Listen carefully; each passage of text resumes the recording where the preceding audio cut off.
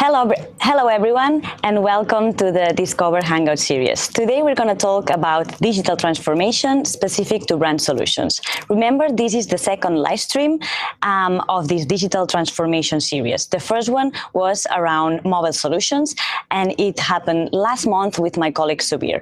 I would highly recommend you to watch it in case you haven't watched it yet. My name is Elizabeth. I'm a brand specialist, and I'm really glad that you've taken the time today to join us to learn more about brand solutions. As a brand specialist, my role is to help clients and agencies to build their brand online with YouTube with the ultimate goal of growing their business. So let's get started. I'm going to talk about something that my colleague Subir talked as well during the mobile session. He talked about how performance solutions and brand solutions can actually help you to build a holistic marketing strategy with the ultimate goal of growing your business. For that, we need a change of mindset. And we started to see this trend in several companies. We started to see that performance thinkers and brand thinkers are gradually merging their mindset and processes, where before we used to have two completely separate departments for performance and for brand, or even two completely separate companies. However, we started to see that now performance thinkers are starting to understand the importance of going up the funnel, understanding the importance of the full customer journey and the attribution modeling. On the other hand, we've seen that brand thinkers are also moving beyond just demographics and developing interest in engagement, but also in building engagement, in building action, and in creating ads that actually drive engagement, action, and that people want to watch and share. Let me now talk about something that my colleague Subir also mentioned in the last series about mobile. He finished actually with this slide, and I want to use the same one to summarize what Subir talked about, but also to introduce what I want to talk about today. What we're still trying to do with this series is to close this gap between the brand advertisers who are mainly focused on reach and the performance advertisers who are mainly focused on CPAs. Let me start with brand advertisers. We've seen that some brand advertisers are still mainly focused on reach and are not optimizing their creatives towards engagement or action. Sometimes they are even using the same creatives for different platforms without really adapting them to the different formats or to the different audiences. On the other hand, we've seen some performance advertisers who are still very focused on CPAs and last click conversions. They have not yet understood the importance of going up the funnel and understand the whole customer journey. Sometimes they still don't understand how really brands work. And that's what we're going to talk about today, how brands work. If I look back at my old days of university when I studied marketing, my professors would talk about how brands work by using the funnel concept. And I believe that this concept is still as relevant today as it used to be. It's just that the tools have changed, or at least they have evolved. So this concept of the funnel is the following. If you want to see your brand growing, you need to fill the funnel with new customers, and you need to make sure that they discover you, but also remember you. And you need to move these new customers to the point of purchase as quickly as possible, so that when they're buying from you, they get the best experience ever, and when they are ready for more, they'll get back to you. So this is how brands work, and again, this is what we're going to talk about today. So let me start with a question for you. So I would love you to add some comments and ask some questions about which is currently preventing your business from running brand advertising. Which are your main concerns? I would love you to write down exactly the main concerns that you have, so that I can address these concerns throughout this presentation. And if there's something that I cannot mention or that I did not mention, I'm going to get back to these questions and concerns at the end. So feel free to please add some comments about what's currently preventing your business from actually running brand advertising or from investing on YouTube, for example. Let me see if we have any question for now. I don't see any question yet. However, let me just maybe mention some frequently asked questions or concerns that I frequently hear from you guys. The first one would be the lack of let me see, there's one question coming in. Limited budget prevents brands from running brand advertising. That's one of the ones that I hear the most. The lack of scalable creative solution, because sometimes we have tight budgets to create a video ad. Main concern is that it takes too much money, resources to create video for YouTube. Okay, so similar concern that what I've seen before. So I'll get back to this and see other concerns that you have, and I'll try to address all of them. Cost. So what I'm seeing here is a trend. You're all talking about cost and about that it takes really too much money and resources to create videos for YouTube. So hopefully I'll be able to address these concerns. So let me start by talking about how you can actually grow your market share and why is it important to grow your business. I'm going to start with referencing this book, How Brands Work. If you have not read, I would highly recommend you to read it. It's been written by Byron Sharp. He's a professor on marketing science, and he's been basing his book on new popular research that actually show that brands grow from growing market share, not by growing loyalty. This is something that is completely changing the way we've understood how brands actually work. What he's saying is that it's much better to actually put our effort and money into reaching new customers than penetrating customers and increasing the frequency of our current customers. He's even giving examples of big brands such as Coca-Cola, who have not been seeing great results in terms of loyalty. For example, what he says is that 72% of Coca-Cola buyers in the UK also buy Pepsi. He also says that, for example, the typical Coca-Cola buyer would only buy 1 or 2 times Coke per year. So even the big brands that we might think that they already have loyal customers and they don't actually need to keep reaching users, they still actually need to do that. What he also talks in this book is about the rule of the 80-20 rule. He says that it's completely wrong. Let me remind you what this rule is. This rule suggests that 80% of the money comes from 20% of the customers. And what he's saying is that this is completely wrong. We completely misunderstood that, and he proves why it's actually wrong. Again, I would highly recommend you to read this book if you want to learn more about how brands grow. Let me now talk about also what recent research are showing, which is that loyalty is actually a consequence of market penetration. So the higher the market penetration, the higher is going to be the purchase frequency. Biggest brands always have slightly more loyal customers. So, for example, these shampoo brands will see that the ones that have higher market penetration are also the ones that also have higher purchase frequency. So if actually buyers are lighter than we think, then there's a lot of things that we've actually misunderstood about marketing and ads. And let me point out a few of them. What we've misunderstood is how brands actually grow. We thought that brands grow by targeting loyals, when the reality is that brands' growth comes through penetration. What we also misunderstood is that it's all about message comprehension, when actually it's all about getting notice and driving this emotional response. So again, if we go back to the example of Coca-Cola, you'll see that all they're trying to do, some of these big brands, is generating an emotional response. And again, the third thing that we've misunderstood is that it's not all about one hero moment of advertising.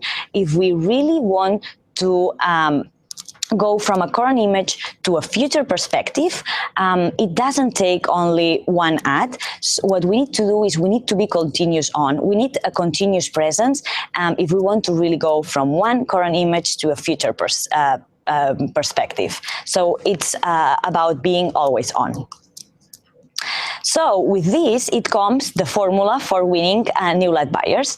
And actually, this formula suggests that it requires physical availability and mental availability. Physical availability, it's actually easy, right? It means that it's easy to physically find and buy the product. What it's more challenging is mental availability. This means that it's actually easy to remember and want the brand. And for this, what we need is to reach a lot of people to make sure that we reinforce our message so that it makes the brand easy for people to remember and want. And with this, we have the formula, which is reach and attention, or what I call attentive reach. So let me now talk about how to actually grow mental availability. For this, we need, first of all, to reach the right audience. And YouTube is a great tool because it delivers huge scale. You can actually reach a lot of people through YouTube, but also precise targeting. You can actually focus on the specific targeting, the specific category, or people who have a specific interest. On the other hand, in order to grow mental availability, you need to reinforce the brand message.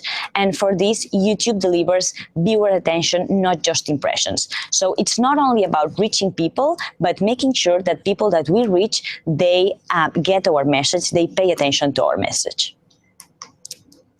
So, as I said, we've made buying big reach across all screens easy and efficient. And with YouTube, you can actually reach a lot of different demographics and a lot of users. So sometimes we hear people saying that basically YouTube reach mainly young demographics.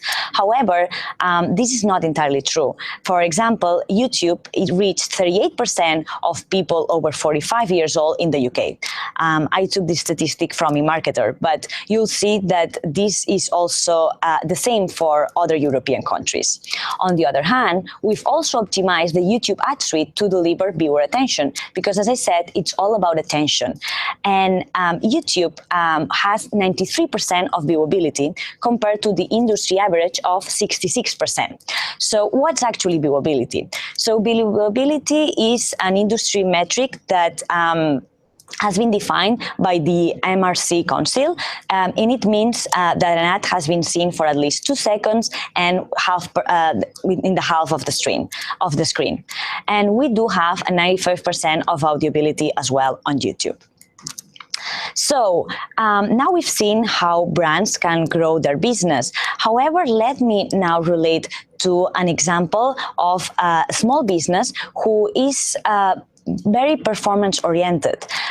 So I'm going to talk about Somfy. Somfy is a French retailer, and the main challenge that they have is that they offer a motorized solution for swing window shutters, so basically to automatically open and close swing window shutters.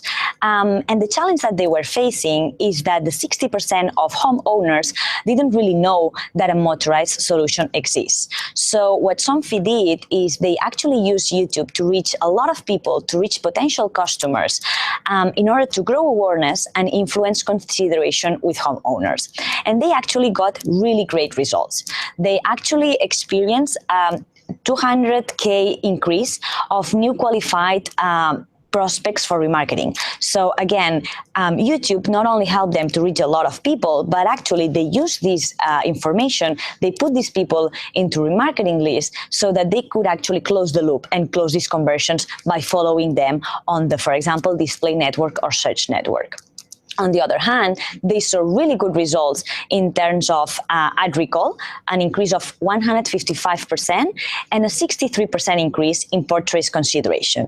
And what is even more important, they saw actually an increase of 273% in searches on Google around the word motorized swing shutter, which means that after seeing the ad, users went to Google and searched for motorized swing shutter, which means that actually YouTube was a great resource to actually help Somfy to reach a lot of new customers and build awareness around this new product.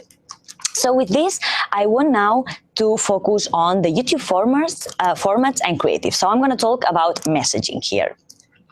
Let me start by saying that there are more viewing moments and screens than ever. Just to give you and to mention some statistics, 50% of YouTube views are currently on mobile, 50%. 3 of 4 adults watch YouTube at home on their mobile devices. And for example, 68% of watch YouTube, 60% watch YouTube to help make a purchase decision. So not only we have more viewing moments and screens than ever, but we started to see new kind of viewers on YouTube. For example, we've seen the viral viewer. These viewers who would always be looking for content that goes viral, or the devoted subscribers, which would be these viewers who would always go and watch the same channel from their favorite influencer, for example. Or the answer seekers, these customers who, for example, bought a new TV and they want to know how to set it up, how does it work?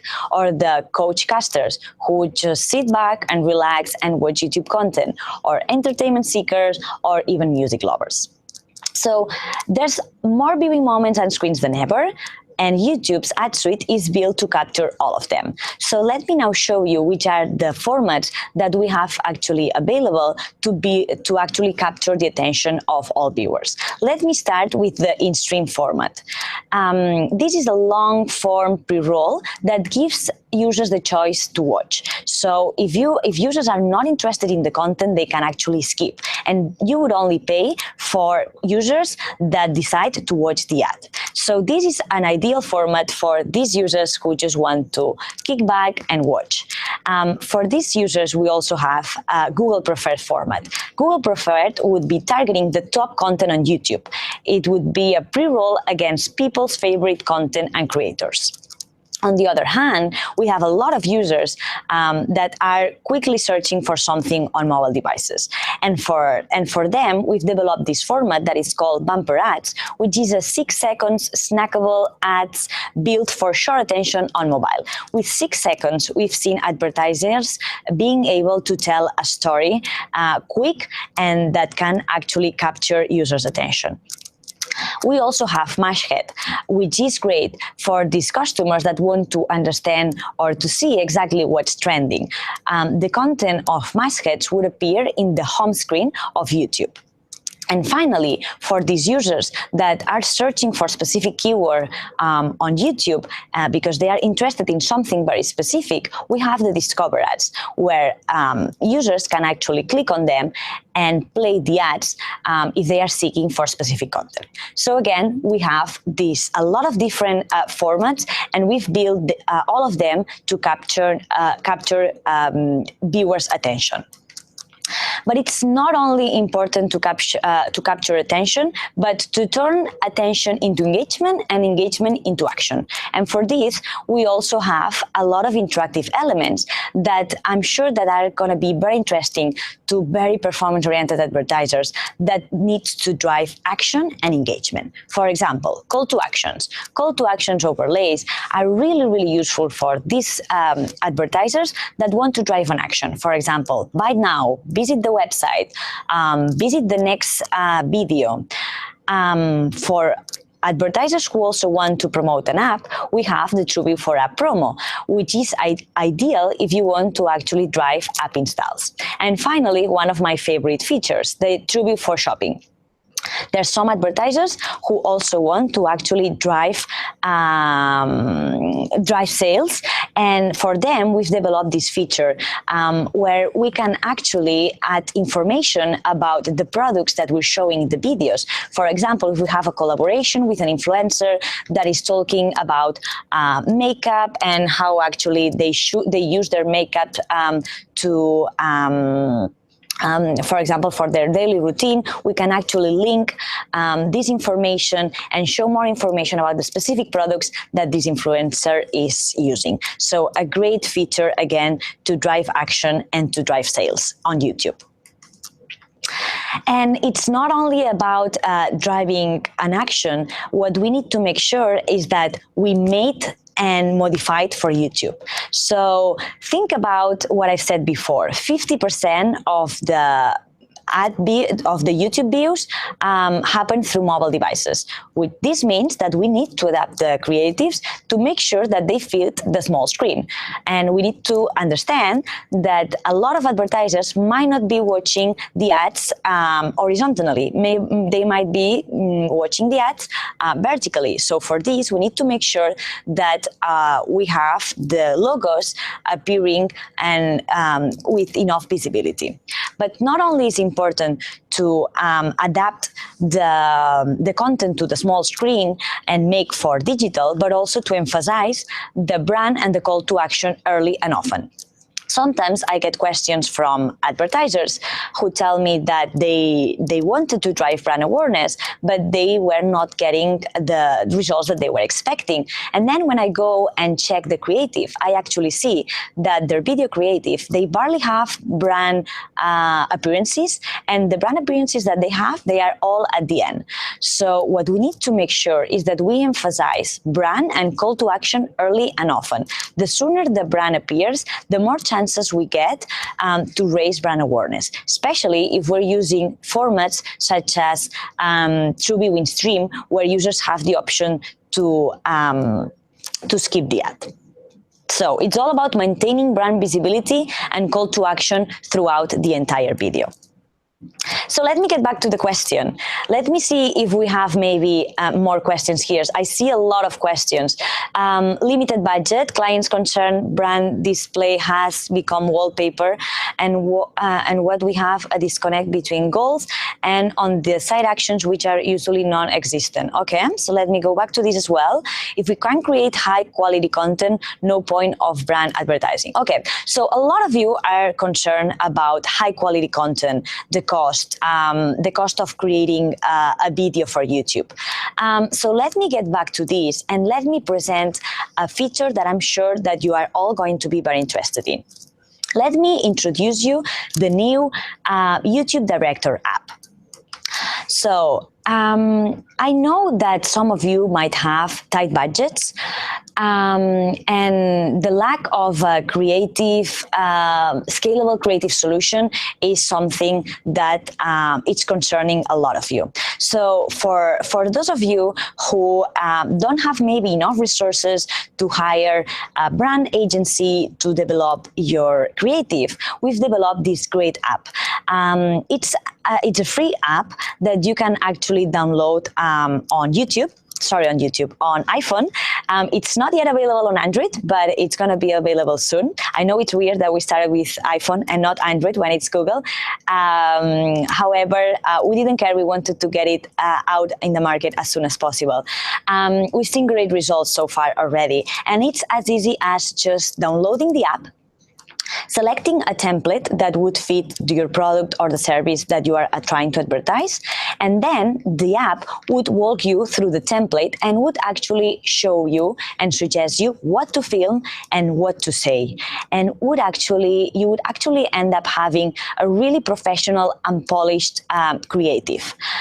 So again, we believe that this would actually help advertisers to create a creative really quickly with a professional result. So I would highly encourage you to watch it. The system would automatically upload this ad into YouTube, and if you don't have an account manager assigned, an AdWords expert would get in contact with you to show you how to actually build a YouTube campaign.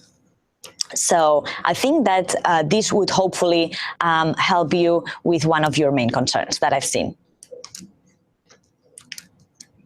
Now let's talk about my favorite topic. I'm going to talk about measurement.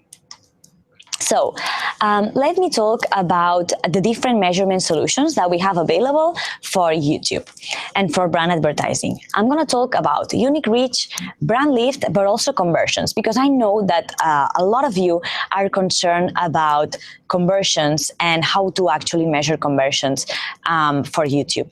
So I'm going to talk about this. But first of all, let me give you my recommendation for measuring brand performance.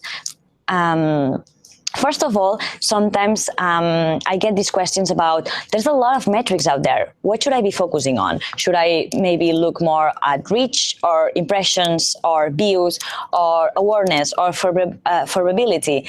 And my suggestion is always to simplify. Try to choose one or two first look metrics that would help you understand that you're reaching the right audience. For example, reach.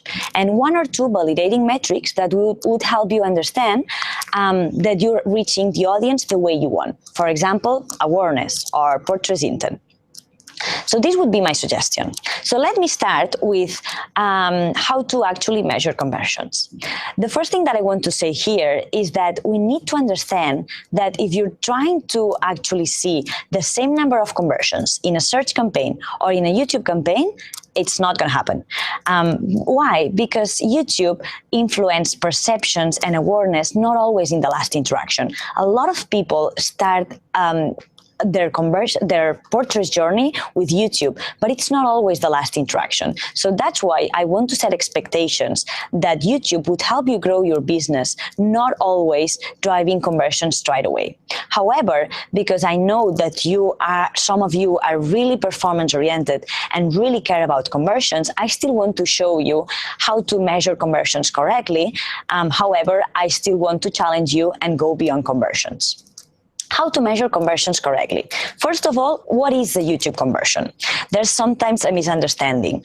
A YouTube conversion is when someone clicks on the YouTube ad or watch the ad and then converts in a 30-day window or whichever is the window that you've set up.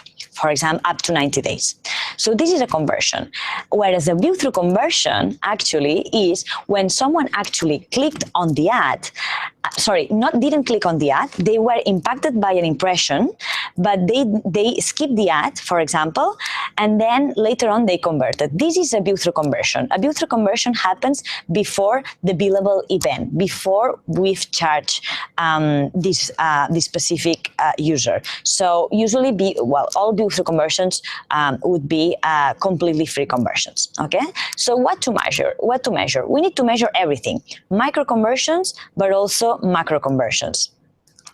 Macro conversions would be the main goal that we would have, and micro conversions would be these intermediate steps that would lead to a macro conversion. For example, as a macro conversion, we would have sales, as a micro conversion, we would have adding items to the shopping cart. So we need to make sure that we measure everything to better understand YouTube performance. We also need to measure view-through conversions, as I was saying, and if possible, add cross-device conversions. That's what to measure. But how to measure?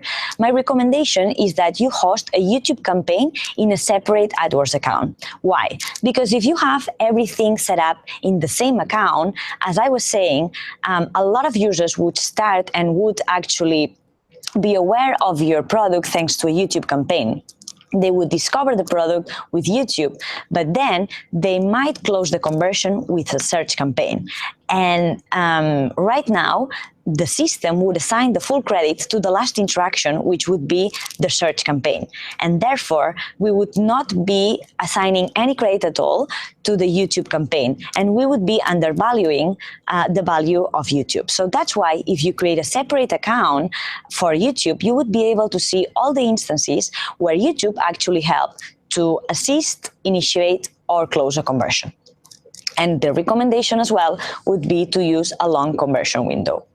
So I'm going to reinforce what Subir said as well in the mobile session, which is that we need to go beyond the obvious. We need to go beyond conversions and start thinking about other metrics that can actually help us understand mobile performance and whether our YouTube performance and whether our YouTube campaigns are actually being successful or not. And for this, let me talk about brand lift.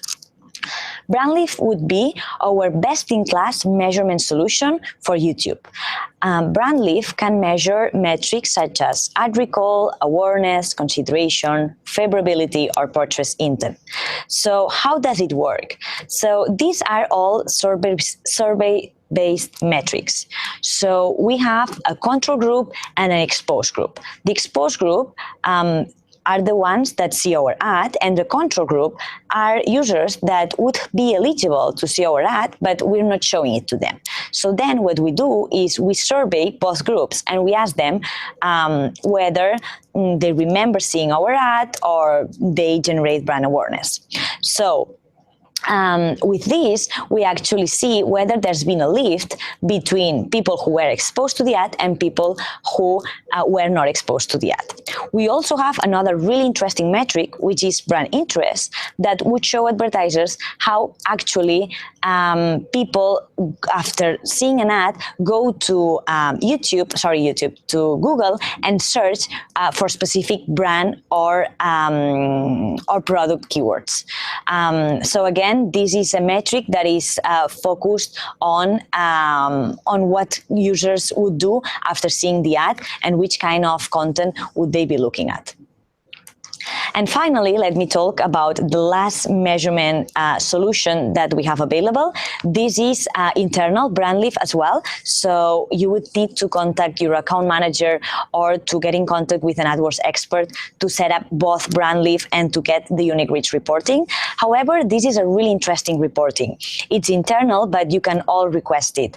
It will give you information about how many people you've reached. For example, you reach 3.6 million people from your target audience of females between 25 to 34 years old, with an average frequency of 2.1. The good thing about this reporting is that it's focused on people, not cookies. So we are able to focus on people that go from different devices. And what we're doing with this report, we are combining demographic labels from YouTube with panel data from third parties as well, to be able to give you accurate results in terms of reach. So again, really interesting metric to focus on. And finally, let me now focus on targeting, which is kind of the last thing that I want to talk about today. My colleague Tadej is going to focus on audience and targeting in the next live stream. So stay tuned. If you want to get more details about audience, I would highly recommend you to also watch the next live stream on audience solutions. So let me start by talking about myself. So this is me 1 year ago, right before I broke my knee skiing. And the reality is that I'm a ski lover. I love skiing. So how do you think that Google knows that I'm actually a ski lover? So it actually takes a lot of information for Google to actually classify me as a ski lover. For example, Google would know and would classify me as a ski lover after seeing that I've been looking for the best places to ski in Europe, that I've been catching up on mountain sport news every few days, that I've been checking snow forecasts and conditions regularly, or that I've searched for ski equipment or watched ski competitions. So again, it's all about going beyond the obvious, not focusing only on people who've searched for ski equipment, but for what I've been actually, everything else that I've been actually looking for. So we have a really high bar when it comes to classifying someone for a specific, in a specific category. For example, the fact that my boyfriend yesterday, who is a football fan and a supporter of Real Madrid, sent me an article about Real Madrid, and I open it and I had a page view on this article, doesn't qualify me for a football fan. The reality is that I don't like football and I don't like Real Madrid. If something, I would be a Barca fan, but not a Madrid fan. But I don't really care about football. So some platforms, they really have a hard time trying to distinguish intent from passion. Whereas in Google, we really have a really high bar, and we take a holistic view of user behavior before putting someone and categorizing this person of, for example, for being a ski enthusiast. So again, as I said, my colleague today is going to go more in depth with the different targeting solutions that we have available. I just want to maybe point out how YouTube can help you find better qualified users by targeting, for example, their passions. You can connect with engaged audiences based on a holistic view of their behaviors or affinities. You can also target portraits intent and find these relevant users that are in the market trying to find or trying to buy a specific product or service. Or you can also personalize your own audiences and, for example, create your own audience list by using remarketing so that you can actually target people that have already shown interest, for example. Again, as I said, we're going to go more in depth in the next session, and we're going to discuss all the different targeting solutions available across the different platforms. But I do want to discuss today two audiences that are new and that are exclusive for YouTube. These two audiences are consumer patterns and live events. They are not yet available for everyone in the AdWords front end. However, we are already testing them, and they are going to be available soon for everyone. If you want to test them, we have an open whitelist. If you get in contact with an AdWords expert, you should be able to target this. But this is really powerful because this means that we can check search behavior, and by looking at search behavior from users, we can actually determine frequent restaurant goers, or for example, people that are in certain stages, such as getting married or thinking about relocating or moving to a new house or graduating from college. So these open up a huge opportunity for us to target people that are specific in a specific live event. So with this, this is what I wanted to talk about today. So I'm going to go back to all the questions that you have, make sure that I've addressed all of them. If you have new questions, again, start adding them while I go through the summary and the key takeaways about what we've been talking about today. So first of all, we talk about the importance of establishing new KPIs, about the importance of focusing on attentive reach.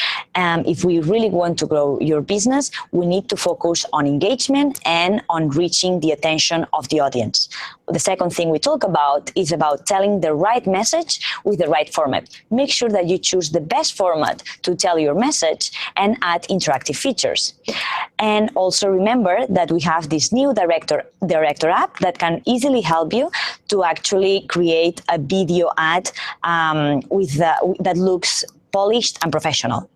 We also talk about measurement and how important it is to measure beyond conversions and focus on other metrics that we can see, that we can find with our brand lift solution, such as brand awareness or purchase consideration.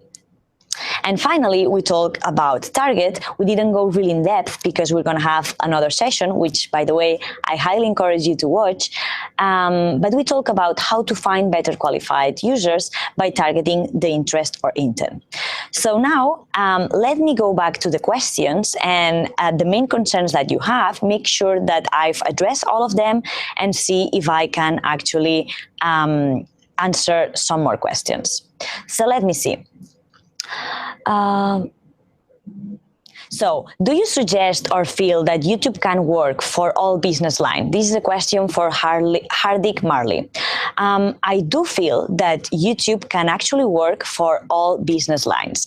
Remember the example that I showed you before about this very performance advertiser who still every single advertiser needs to grow their business. And in order to grow their business, they need to fill the funnel with new customers. They need to reach new audience. If we always keep focusing on customers that already know us and are already looking for our brand, we're never going to be able to grow our business. YouTube can actually work for all business lines. And actually, it's not that expensive to build a YouTube campaign. And especially now that I show you how to easily create a video solution using the video director app. More questions. So can you please give industry-specific metric, like how many companies in finance use this, or companies in legal? How is good for e-commerce and lead generation sites? Okay, so specific metrics would vary from country to country. So I'll try to find some resources and add them in the chat later on. However, as I said, they would vary depending on the country. However, how good is this for e-commerce and for lead generation sites? For e-commerce, definitely we've seen really great results with this specific feature that I talk about, which is the True Before Shopping. We've seen that really great results from advertisers who have been using True Before Shopping to drive an action and to drive sales directly from YouTube.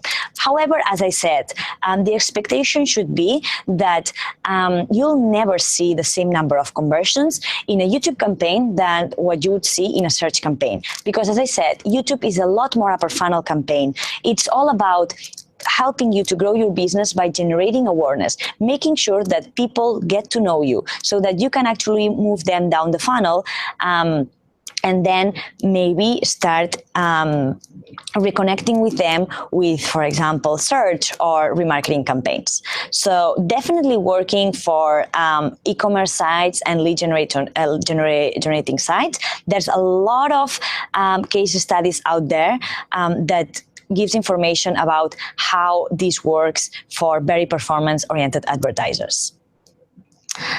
Some more questions. Please address how we can make good content without much cost. Okay, so again, what I would suggest you to do first of all is to download the YouTube Director app. It's a great app. It's completely free.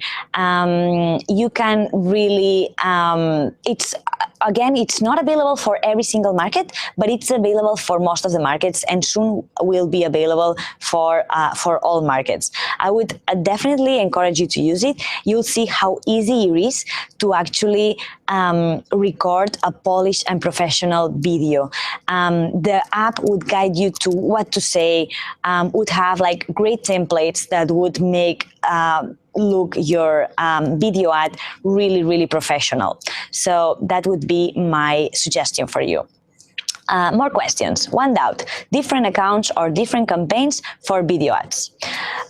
Different accounts or different campaigns? Okay, so what I said is that what I would do, Francisco, is first of all, put all your YouTube campaigns in a separate account. That's the first thing that you need to do, right? Why? Because as I was saying, if you have all your search campaigns and YouTube campaigns together in the same account, you would see that inflated credit for sales, because you'd see that a lot of people would maybe initiate the customer journey with YouTube, but finish the conversion with search. This is an expected behavior that we've seen very often. So by creating a separate YouTube account, AdWords account with YouTube campaigns, you'll be able to see actually how many times YouTube helped to initiate, assist, or close a conversion. And then different campaigns, you can actually run different campaigns if you want to have, for example, different budget for different targeting audiences. For example, if you want to target, on one hand, have one campaign to target people that have a specific interest or that are part of a specific category, and then you can have maybe another campaign with a different budget. For example, if you want to target people that have already seen your ad and you want to use, for example, video remarketing by using the same message and again, really reinforcing your message once and again. So it really depends on the strategy. You don't need to create different video campaigns if you want to use different targetings, but if you do want to have a better control on your budget, you can definitely do that.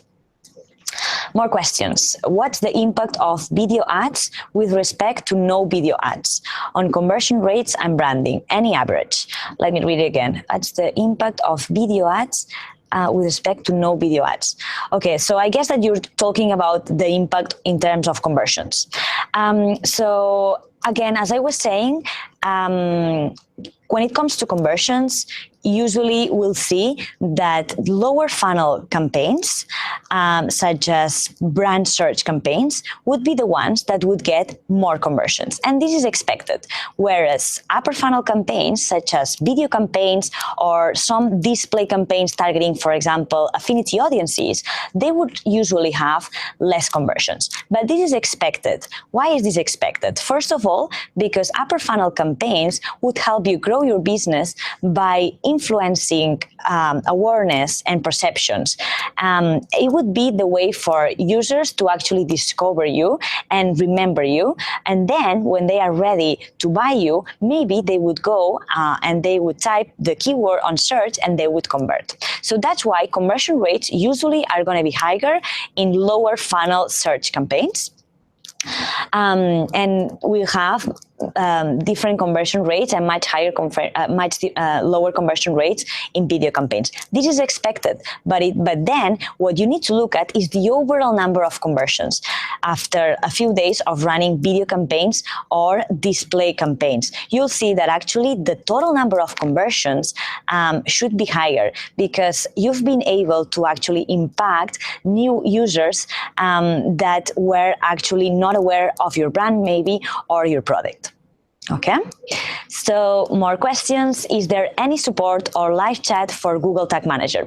Okay, so this is maybe not related to what we're talking about today. However, of course, I understand your concern. First of all, bear in mind that Google Tag Manager, for the ones who don't know what it is, it's this solution that would let you actually put a lot of different tags in one place without having to go and change the source code of the website several times. For example, if you want to include remarketing tags, conversion tags, etc. So in terms of support or live chat, I think that if you contact our AdWords support team, they should be able to put you in contact with someone that can help you to address questions around Google Tag Manager. So definitely contact our support teams. Can you please tell us more about video bumper ads? Yes, video bumper ads, it's this format. It's a 6-second video ad format. So it's really cute. It's really quick. So within 6 seconds, we've seen advertisers being able to tell a story. So bumper ads are bought on a CPM basis. They are great to build brand awareness. They are great for these customers that are looking for information on mobile devices. And as I was saying, 50% of the video views now happen on mobile devices. So that's why bumper ads are now a great format to just maybe not be so intrusive and maybe give this information like quickly and remember and raise brand awareness. How can YouTube benefit business to business, B2B businesses? Okay, so when it comes to B2B businesses, again, it's like any other format.